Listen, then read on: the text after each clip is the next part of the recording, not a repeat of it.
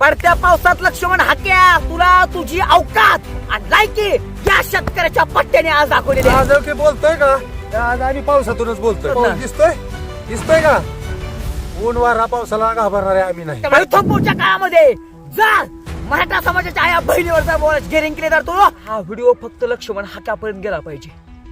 थेट शेतामधनं सोयाबीनीतून लक्ष्मण हाक्यावर बोलतो आम्ही. कारण लक्ष्मण हाक्या जर आमची आई बहीण काढत असेल तर लक्ष्मण हाक्याला शेताच्या बांधावरून आमच्यासारख्या शेतकऱ्यांच्या पोरांनी उत्तर हे दिलंच पाहिजे. लक्ष्मण हाके काय म्हणतोय, मराठी आता ओबीसी मध्ये आले, मग माझे 11 पोरं आहेत, तुमच्या पोरी आहेत का लग्नाला तयार? लक्ष्मण हाक्या भान जागेवर ठेवून बोलत जातो.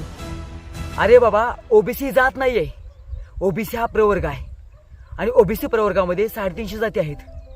मग लक्ष्मण हाक्या तुझी बहीण तू बागवानाला देशील का? साधी गोष्ट आहे. बहीण तुला पण आहे, बहीण आम्हाला पण आहे, आई तुला पण आहे, आई आम्हाला पण आहे. तुझा जन्म पण आईच्या उदरातून झाला आहे.